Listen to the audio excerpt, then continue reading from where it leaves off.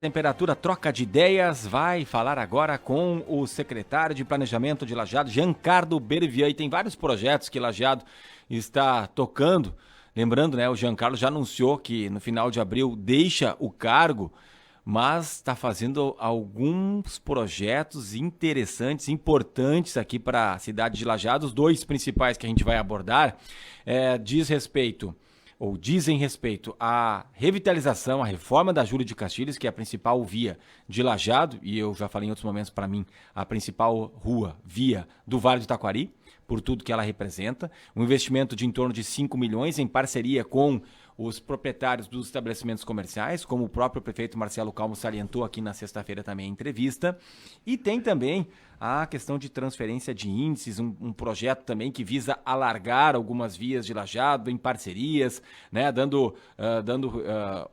algo em troca para os empresários que têm as suas propriedades ali, ou a sua casa, ou a sua empresa. Enfim, a gente vai ampliar esses dois temas, começando pela Júlio, né, porque eu acho que tem chamado a atenção, as imagens elas chamam a atenção, repercutem bem. Claro que tem aqueles que vão dizer, mas vão fazer na Júlio e não vão fazer no meu bairro. Isso a gente sabe que acontece também. Se quiser já começar respondendo por isso, já, mas me parece um projeto bem audacioso, bem interessante aí para dar uma cara mais atual para nossa Júlio de Castilhos, que é o pulmão, né, do comércio aqui da região.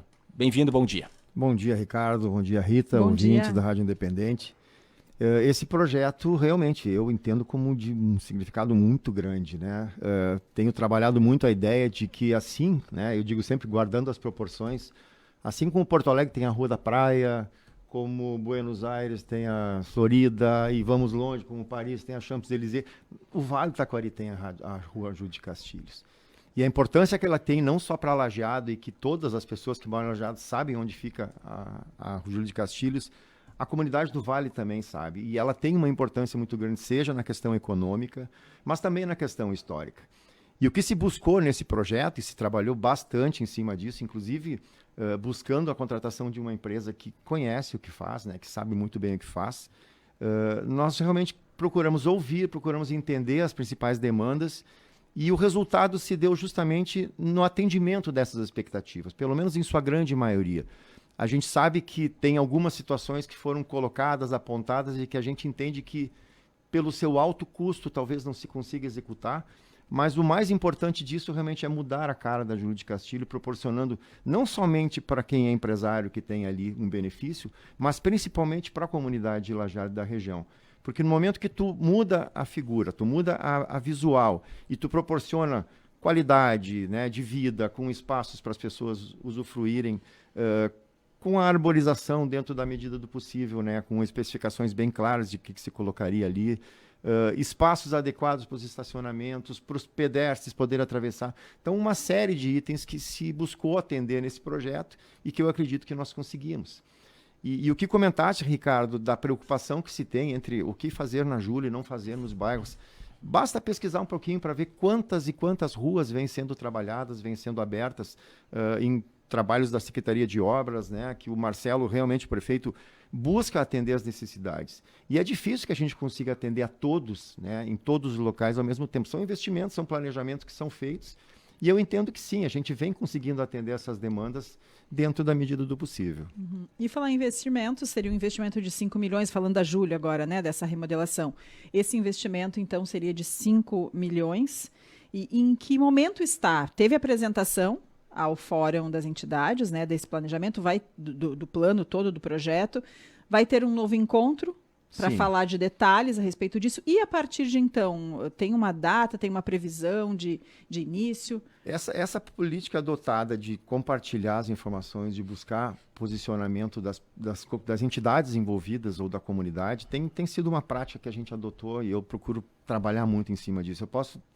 Eu tenho vários projetos que estão acontecendo mediante essas conversas, essas discussões. O próprio plano de mobilidade, que também foi trabalhado dessa maneira, com o apoio da Câmara de Vereadores, a partir da Comissão de Mobilidade Urbana, do Fórum das Entidades.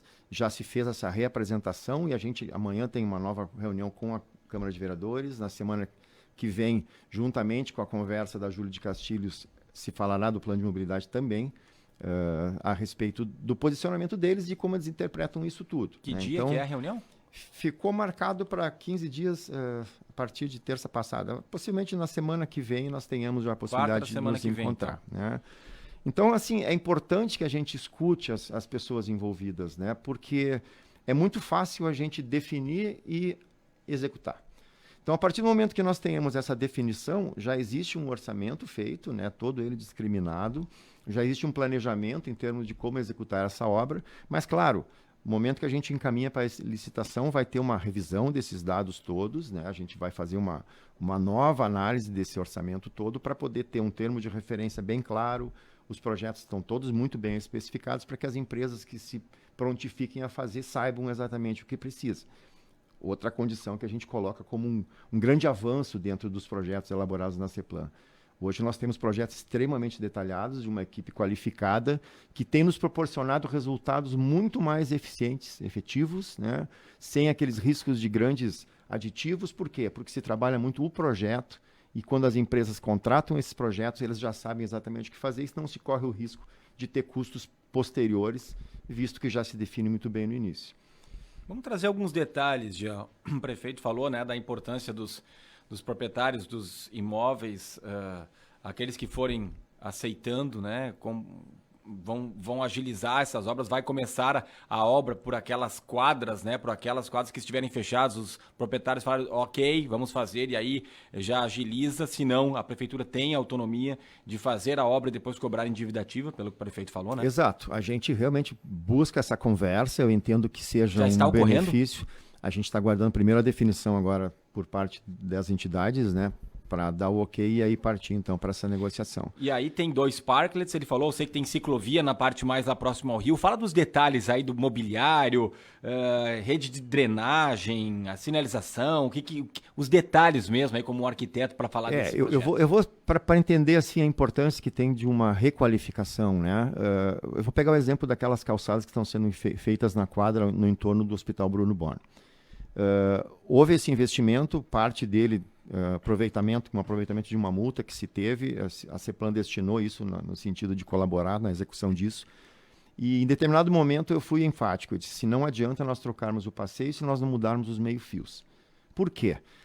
Tu nota claramente a diferença que existe entre uma calçada com meio-fio de acordo, que apresenta qualidade, apresenta visual interessante e, acima de tudo, assim, ó, é uma mudança de fato. O que se busca na Júlio de Castilhos também é isso, é trabalhar com vamos pensar em calçadas inicialmente, pavimentação.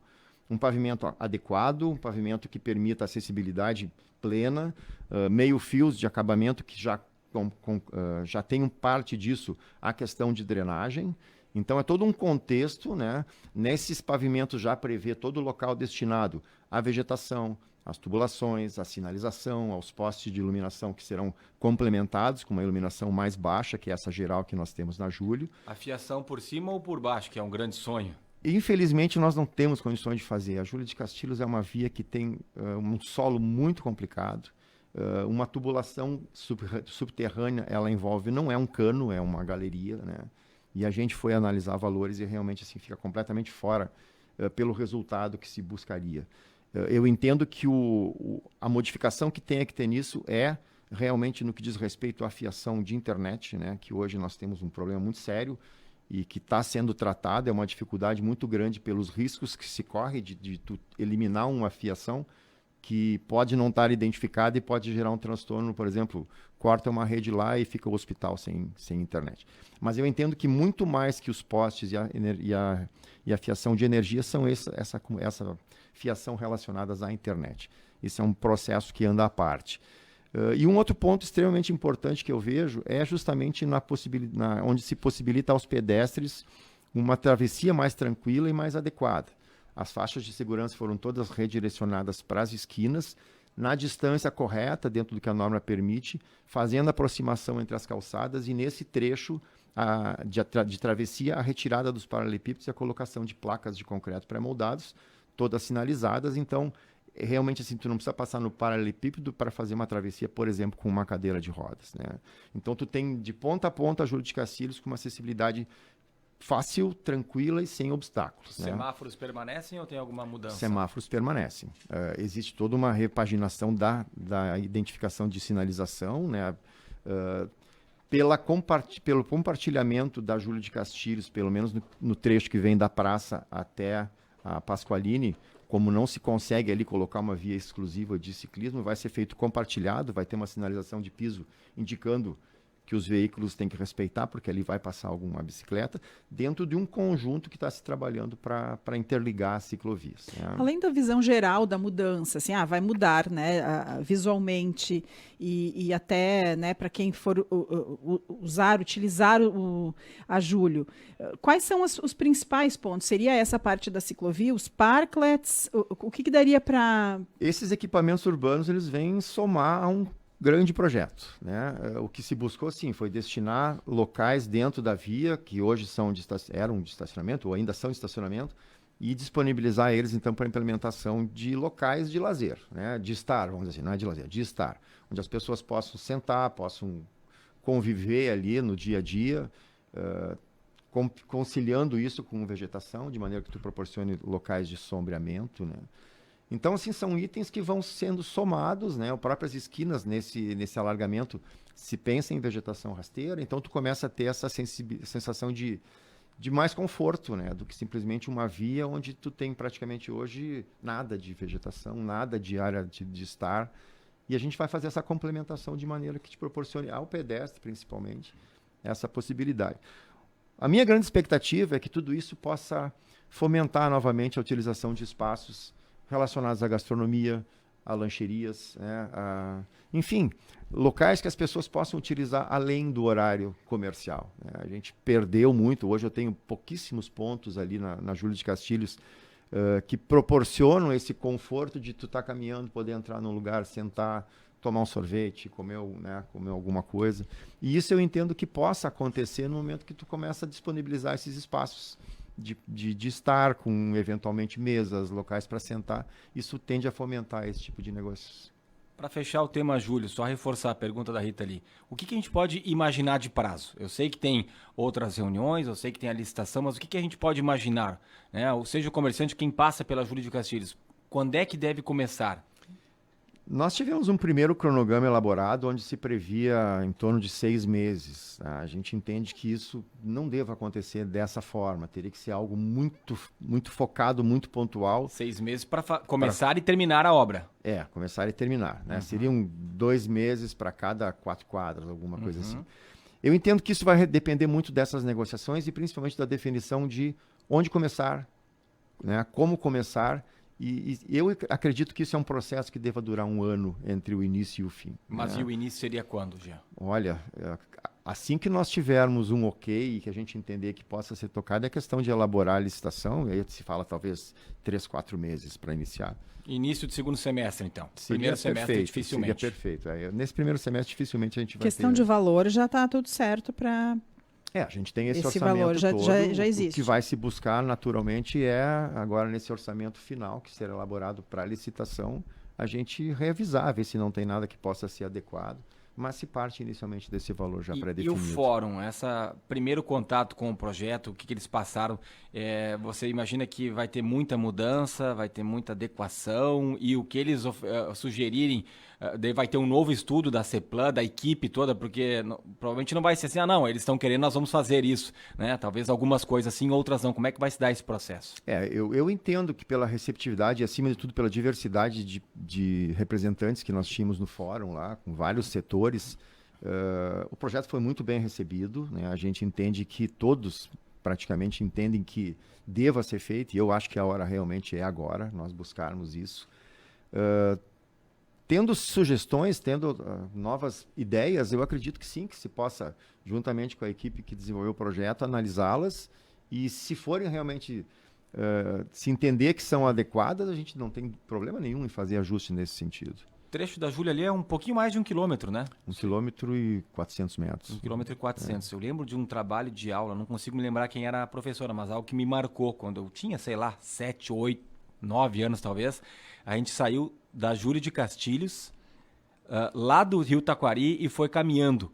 E ali antigamente chamava o prédio da Globo, né? É do lado da Caixa Econômica Federal, ali é o número 1000. E ali a professora explicou, olha gente, aqui é 1 quilômetro, então aqui é o número 1000, né? Pra gente ter uma noção de espaço, algo que me chamou a atenção. Então eu sabia que era um pouquinho mais de 1 quilômetro, então dali até ali o cruzamento com o Faleiro, enfim, com a Benoit ali tem mais uns 400 metros. Exato. Jean, a gente pode retomar daqui a pouco para falar dos outros projetos? Sem problemas. Transferência de índices também, o Jean falou da mobilidade urbana, o plano de mobilidade urbana, que é muito requisitado aqui em Lajeado, mas que também não é tão simples assim de desenvolver. Daqui a pouco a gente retoma, então, a entrevista com o Giancarlo Bervian, secretário de Planejamento e Urbanismo. Tomando a entrevista com o Giancarlo Bervian, secretário de Planejamento e Urbanismo de Lajeado. Falamos na primeira parte da conversa sobre a revitalização da Rua Júlio de Castilhos. Agora temos 2 outros pontos, especialmente o plano de mobilidade urbana, que para a grande maioria das pessoas com quem a gente conversa é o principal problema de Lajeado. Tem o saneamento básico também, mas a mobilidade urbana é uma grande preocupação, ainda mais com o aumento populacional e de veículos que vemos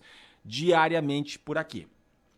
Transferência de índices, aquela situação de negociação com os proprietários de terrenos para alargar a via e fazer com que as ruas, as avenidas, tenham maior, justamente, fluxo de veículos, né? Maior mobilidade.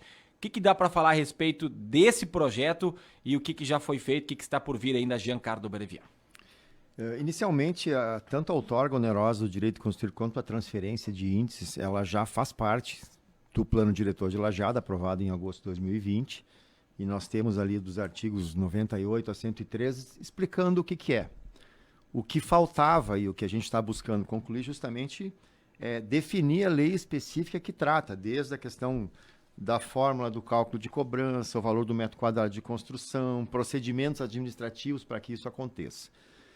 Em resumo, se nós considerarmos hoje, vou dar um exemplo bem claro e objetivo dentro do que a gente está buscando. A Benjamin Constant, entre a nova ponte e onde ela novamente alarga no Montanha, através de um levantamento que a Secretaria de Planejamento fez, nós identificamos que muitos dos lotes e dos recuos que ali existem já são de propriedade do município. No entanto, nós temos outros que ainda não são. E o recuo viário prevê, no plano diretor, no mapa de sistema viário, esse alargamento. Qualquer negociação que se tenha com a iniciativa privada ou o proprietário daquele lote, ele naturalmente tem que ter uma indenização. E o que acontece é que com a retirada desse pedaço do lote, ele acaba ficando com um lote menor e ele acaba perdendo também no potencial construtivo daquele lote.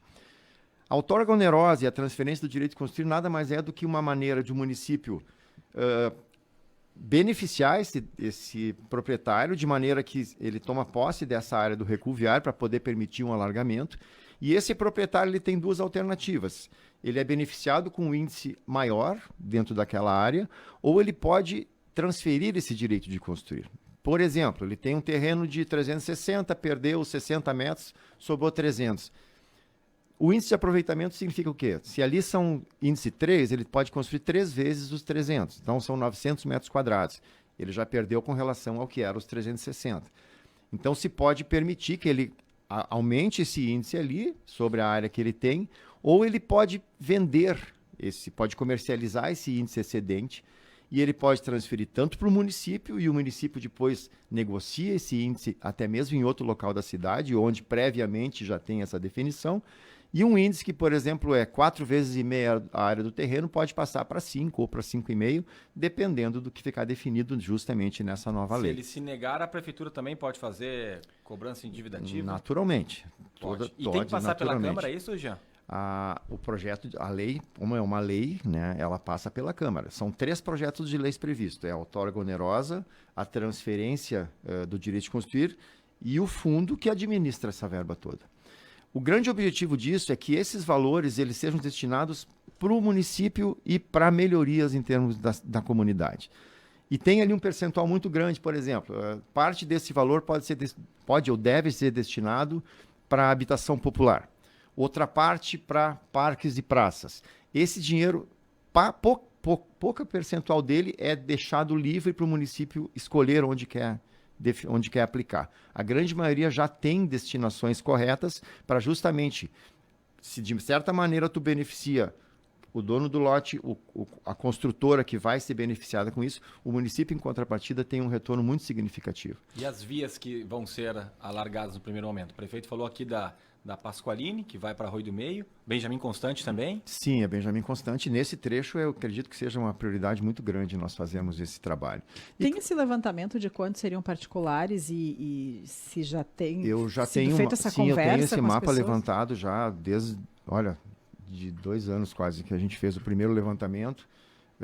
Já se fez toda a análise, né? Já está fazendo as avaliações prévias de cada lote para que se possa, então, a partir do momento que nós tenhamos isso definido, partir para as negociações, porque eu entendo que é um trecho da cidade que a gente tem hoje achado soluções paliativas, como retirada de estacionamentos, mesmo que em determinados horários, para que o fluxo possa seguir de maneira mais tranquila do que ocorria, né, há mais tempo em alguns trechos, porque não tinha como passar 2 carros em determinados setores. E são quantos?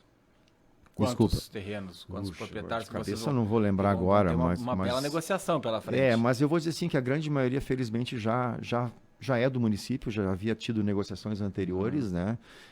Eu diria assim, são três situações ali, uma de recursos que já são do município, outros de recursos que não tem nada construído e alguns muito poucos que têm construção em cima. Então esses talvez sejam os mais delicados, né? De tu negociar, ter que desmanchar. Mas é um processo que não é para amanhã, né? A gente primeiro tem que definir essa legislação para então partir para essas negociações futuras. E o plano de mobilidade urbana, que aí já é algo maior do que nós falamos até aqui, envolve toda a cidade e também está sendo encaminhado para a Câmara de Vereadores, já teve um trabalho, um estudo que foi feito por uma empresa contratada. Nos atualize, por favor. Bom, inicialmente, o plano de mobilidade urbana ele partiu da necessidade, mas também por uma exigência do governo federal, onde cidades acima de 20 mil habitantes obrigatoriamente teriam que disponibilizar esse plano para a comunidade.